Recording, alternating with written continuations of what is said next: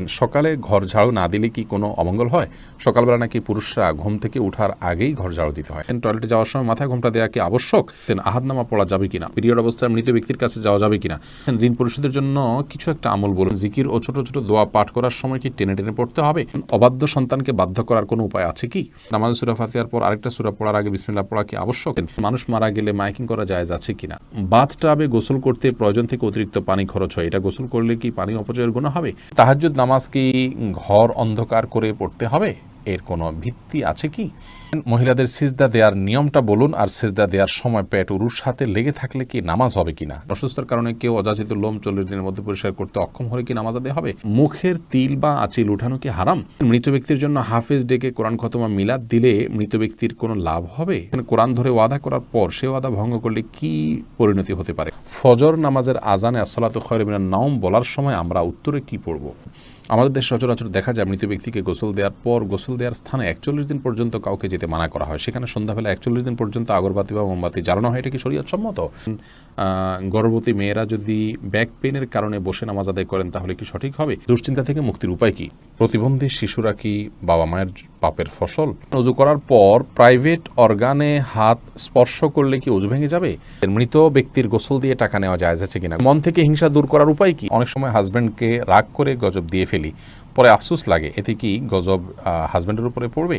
টিভিতে নাটক শিরকের দৃশ্য দেখলে শিরকের গুনাহ হবে কি না? যেসব নারীর সন্তান প্রসবের 40 দিনের পরেও রক্ত প্রবাহ বন্ধ না হয় তারা কিভাবে বাদবন্দি করবেন? আমরা আর বিলম্ব না করে চলুন আপনাদের গুরুত্বপূর্ণ প্রশ্নগুলোর উত্তর দেওয়ার আলোকিত ভুবনে প্রবেশ করি। বেলাল, আপনি জানতে চেয়েছেন যেসব নারীর সন্তান প্রসবের 40 দিনের পরেও রক্ত প্রবাহ বন্ধ না হয় তারা কিভাবে বাদবন্দি করবেন? 40 দিন পার হওয়ার পরেও যদি রক্ত প্রবাহ বন্ধ না হয়, নেফাস বন্ধ না হয়, তাহলে সেক্ষেত্রে তারা সম্পূর্ণ স্বাভাবিকভাবে সকলে বাদবন্দিকে সম্পাদন করতে পারবেন। সেখানে কোনো আজকাল তো অনেক কিছু ব্যবস্থা রয়েছে যাতে করে ব্লাড যেখানে সেখানে না পড়ে, সে ব্যবস্থাপনা গ্রহণ করার পর তিনি এবাদবন্দি স্বাভাবিক করতে পারবেন। 40 দিনের পরে আর তার ব্লিডিং হলেও তাকে নেফাস সে আক্রান্ত বা এটাকে আপনার প্রসব পরবর্তী যে ব্লিডিং বলা হয়ে থাকে সেটির মধ্যে গণ্য করা হবে না।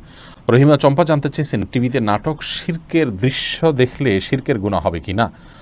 শিরকের দৃশ্য দেখানো হলে সেটি আমরা যদি দেখতে থাকি আমাদের কাছে বিষয়টা সহজাত এবং স্বাভাবিক হয়ে যেতে পারে। এই জায়গা থেকে এগুলো দেখা থেকে আমাদের বিরত থাকা উচিত।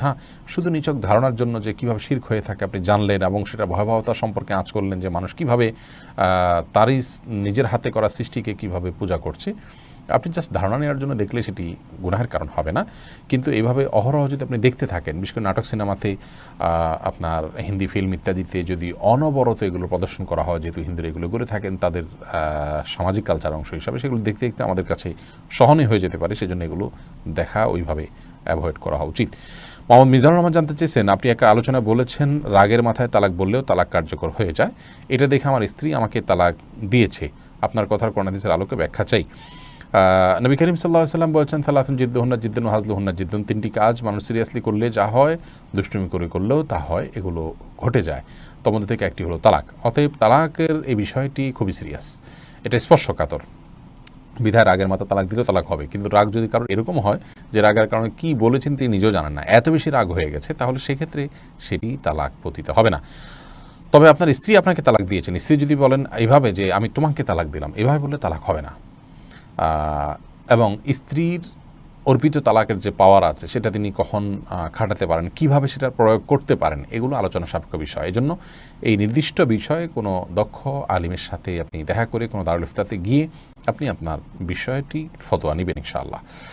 এরপরে উম্মে সালমা রিহা, আপনি ইউটিউব চ্যানেলে প্রশ্ন করেছেন, অনেক সময় হাজব্যান্ডকে রাগ করে গজব দিয়ে ফেলি, পরে আফসোস লাগে, এতে কি গজব হাজব্যান্ডের উপরে পড়বে?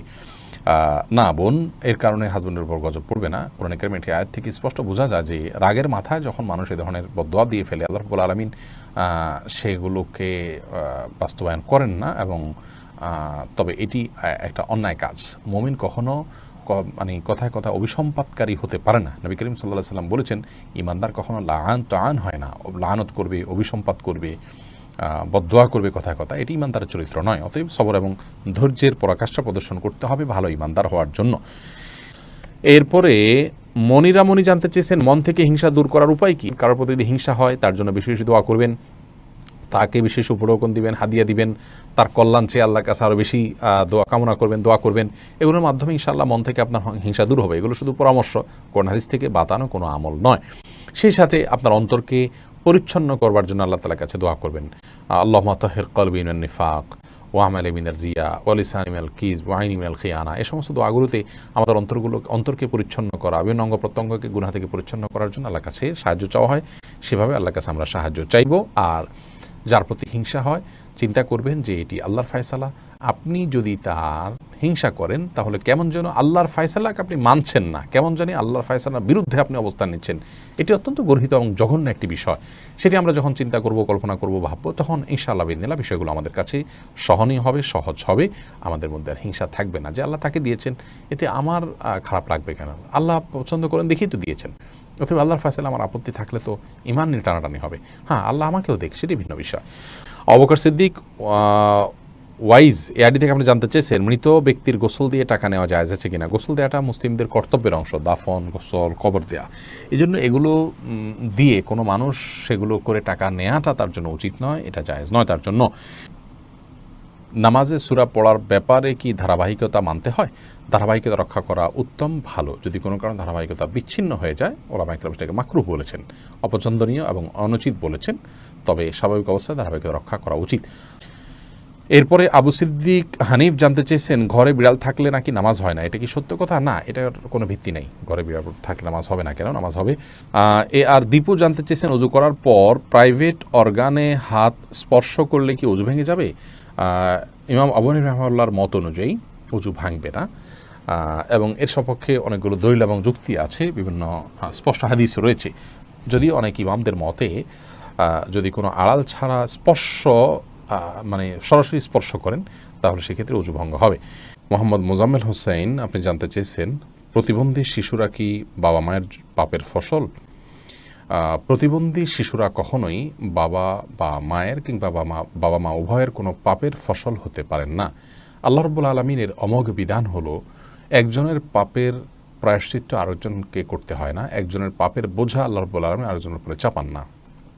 বাবা মা যদি পাপ করে থাকেন তো তাদের পাপ তাদেরকে পাবে, তাদের পাপের কারণে সন্তান প্রতিবন্ধী হবে এমন কোনো কথা ইসলামী শরীয়ত অ্যালাউ করেন। এটা সম্পূর্ণ ভুল এবং কুসংস্কারাচ্ছন্ন একটি বিশ্বাস। এই বিশ্বাস থেকে আমাদেরকে বেরিয়ে আসতে হবে যদি কারোর মধ্যে বিশ্বাস থাকে। বরং প্রতিবন্ধী শিশু, এই শিশু আল্লাহ তাআলার পক্ষ থেকে মা বাবার জন্য অনেক বড় পরীক্ষার বিষয়। তারা যদি এটিকে সবরের সাথে, ধৈর্যের সাথে প্রতিপালন করেন তাহলে ইনশাআল্লাহ বেদিন আল্লাহর কাছে তারা মহা পুরস্কার পাবেন। এ বিষয়ে আমরা মুসনাদ আহমদের একটি হাদিস পাই, তিরমিজির একটি হাদিস পাই। নবী সাল্লাল্লাহু আলাইহি ওয়াসাল্লাম বলেছেন যে একজন ইমানদারের নিজের প্রতি আল্লাহ তাআলা তাকে পরীক্ষা ফেলেন, তার মধ্যে বিপদ দেন তার শরীরের মধ্যে, অর্থাৎ রোগবালাই দিয়ে। আবার কখনো তার সন্তানকে দিয়ে তাকে আল্লাহ তাআলা পরীক্ষা করেন। আবার কখনো সম্পদের মধ্যে কোনো প্রকার ক্ষয়ক্ষতি দিয়ে আল্লাহ তাআলা পরীক্ষা করেন। হাদিস থেকে বোঝা যায় যে সন্তানের মধ্যে কোনো প্রকার ক্ষয়ক্ষতি হওয়া, সন্তান বিকলাঙ্গ হওয়া কিংবা প্রতিবন্ধী হওয়া, এগুলো সবগুলো আল্লাহ তাআলার পক্ষ থেকে পরীক্ষা। আর এই পরীক্ষায় যদি কেউ সবর করতে পারেন এবং আল্লাহ তাআলার এই পরীক্ষায় উত্তীর্ণ হওয়ার চেষ্টা করেন, আল্লাহর সিদ্ধান্তকে মেনে নেন এবং এই কষ্টকে সহ্য করেন আল্লাহ তাআলার ফয়সালার প্রতি সন্তুষ্টির কারণে, তাহলে আল্লাহ রাব্বুল আলামিনের সাথে এই ব্যক্তি সাক্ষাৎ করবে কিয়ামতের ময়দানে এমত অবস্থায় যে তার কোনো গুনাহ থাকবে না। হাদিসটি তিরমিজিতে বর্ণিত হয়েছে। অন্য আরেকটি হাদিসে আসছে নবী সাল্লাল্লাহু আলাইহি ওয়াসাল্লাম বলেছেন ইন্না আইজামাল জাযাই মা আইজামিল ওয়ালা, নিশ্চয়ই আল্লাহ রাব্বুল আলামিনের পক্ষ থেকে পরীক্ষা যত বড় হবে তার জন্য পুরস্কারও তত বড় হবে। অতএব কোনো বাবা মা যদি প্রতিবন্ধী সন্তান জন্ম দেন তাহলে তাদের জন্য এটি অনেক বড় পরীক্ষা, তাদের প্রতিদান আল্লাহর পক্ষ থেকে অনেক বড় হবে ইনশাআল্লাহ বিদিনা, যদি তারা সবর করতে পারেন। মুসনাদ আহমদের এক বর্ণনায় এসছে যে নবী সাল্লাল্লাহু আলাইহি ওয়াসাল্লাম বলেছেন কোনো ব্যক্তি যখন অসুস্থ হয়, রুগ্ন হয় বা তার শরীরে কোনো ত্রুটি থাকে, কোনো প্রকার প্রতিবন্ধকতা থাকে, তখন আল্লাহ রাব্বুল আলামিন ফেরেশতাদেরকে বলেন যে আমার বান্দা যতটুকু আমল করতে পারে এই তার প্রতিবন্ধকতা নিয়ে সেটুকু তোমরা লিপিবদ্ধ করো তার জন্য। এরপরে তাকে যদি আমি সুস্থতা দিয়ে দেই তাহলে তো যেটুকু তার অসুস্থতা ছিল, প্রতিবন্ধকতা ছিল, সেগুলো থেকে এটি কাফারা হয়ে গেল এই কষ্ট সহ্য করার কারণে। তার কোনো গুনাহ, ভুল, ত্রুটি, বিচ্যুতি ইত্যাদি থাকলে সেগুলো আল্লাহ কাফারা দিয়ে দিবেন। আর যদি সেই ব্যক্তি অবস্থায় মৃত্যুবরণ করে তবু আল্লাহ তাআলা তার প্রতি অনুগ্রহ করবেন, রহমত করবেন এবং তাকে মাগফিরাত নসিব করবেন। অতএব বিকলাঙ্গ হওয়া এটা কোনো দোষের বিষয় নয়। আর সন্তান বিকলাঙ্গ হলে সেটা বাবা মার পাপের ফসল, এই কথাটি মূর্খতা সুলভ কথা, এর সাথে কোরআন হাদিসের কোনো সম্পর্ক নেই। জাকারিয়া হাসান জানতে চেয়েছেন দুশ্চিন্তা থেকে মুক্তির উপায় কি? দুশ্চিন্তা থেকে মুক্তির সর্বপ্রধান উপায় হলো আল্লাহ রাব্বুল আলামিনের সাথে কথা বলা। মানুষ দুশ্চিন্তাগ্রস্ত অবস্থায় যদি কোনো শক্তিশালী কোনো ব্যক্তির সাথে শেয়ার করতে পারেন তাহলে কিছুটা নির্ভার ফিল করেন। আর আল্লাহ রাব্বুল আলামিনের চাইতে শক্তি ধরার কেউ নেই, তিনি কাদির, সব কিছু করতে তিনি সক্ষম। অতএব আপনার দুশ্চিন্তা দূর করবার জন্য আল্লাহর সাথে কথা বলুন, সলাতে চলে যান, বিশেষ করে সিজদা গিয়ে আল্লাহর সাথে দীর্ঘ সময় কথা বলুন, তাহাজ্জুদে উঠে যান এবং আল্লাহর সাথে কথা বলুন। কোরআনে কারীমের বিভিন্ন অংশ আপনি তেলাওয়াত করুন খুব ধীরে ধীরে, তেলাওয়াত শুনুন খুব ধীরে ধীরে, দেখবেন ইনশাআল্লাহ অন্তরের মধ্যে আপনি প্রশান্তি অনুভব করবেন। আলা বিযিক্রিল্লাহি তাতমাইন্নুল কুলুব, আল্লাহ বলেছেন অন্তর প্রশান্ত হয় আল্লাহর স্মরণে। অতএব আল্লাহর স্মরণ করা মুখে, অন্তরে, কোরআন তেলাওয়াতের মাধ্যমে, সলাতের মাধ্যমে, এগুলোর মাধ্যমে ঈমানদারের অন্তরকে আল্লাহ তাআলা প্রশান্ত করে থাকেন। আল্লাহর দিকে যত বেশি ধাবিত হবেন, যত আল্লাহর সাথে সম্পর্ক গাঢ় করবেন, যত আল্লাহর সাথে সম্পর্ক নিবিড় করবেন, যত আল্লাহর সাথে কথা বলবেন, তত বেশি ইনশাআল্লাহ বিদিনা দেখবেন অন্তর প্রশান্ত হবে এবং দুশ্চিন্তা থেকে আপনি রক্ষা পাবেন। দুশ্চিন্তা এটাকে অনেক সালাফ বলেছেন জুনদুম মিন জুনুদিল্লাহ, আল্লাহ তাআলার বাহিনী সমূহের মধ্যে থেকে একটা বাহিনী দুশ্চিন্তা। এটা দিয়ে আল্লাহ রাব্বুল আলামিন অনেক মানুষকে শাস্তি দিয়ে থাকেন, অনেককে পরীক্ষা করে থাকেন। অতএব এইরকম পরিস্থিতিতে আল্লাহর কাছেই রুজু হওয়া, এটাই হলো সবচাইতে বড় উপায়। অতএব ভরসা আল্লাহ তাআলার প্রতি করা এবং আল্লাহর দিকে রুজু হওয়া, আল্লাহর দিকে ধাবিত হওয়া, এটা হলো দুশ্চিন্তা দূরের সবচেয়ে বড় উপায়। যে ব্যক্তি আল্লাহর প্রতি তাওয়াক্কুল করবেন তাকে খুব বেশি দুশ্চিন্তা গ্রাস করার কথা নয়। আল্লাহর উপর ভরসা করবে ঈমানদার, যে ইনশাআল্লাহ আমার অভিভাবক আল্লাহ তাআলা, তিনি দেখছেন, তিনি দেখবেন। এটি যখন করবেন ইনশাআল্লাহ আপনার মধ্যে আস্থা জায়গাটা তৈরি হবে। যদি কোনো মানুষ তার তাওহীদ খুব মজবুত থাকে, আল্লাহর প্রতি আস্থা এবং ভরসা তার খুব মজবুত থাকে, তিনি জানেন যে আল্লাহ ছাড়া কেউ ক্ষতি করার কোনো ক্ষমতা রাখেন না, আর আল্লাহ যা লিখেছেন তা খণ্ডাবার করার ক্ষমতা নেই, এই বিশ্বাস যদি কারো মজবুত থাকে তাহলে কোনো পেরেশানিতে তিনি খুব বেশি ভেঙে পড়ার কথা নয়। যার ঈমান যত মজবুত তিনি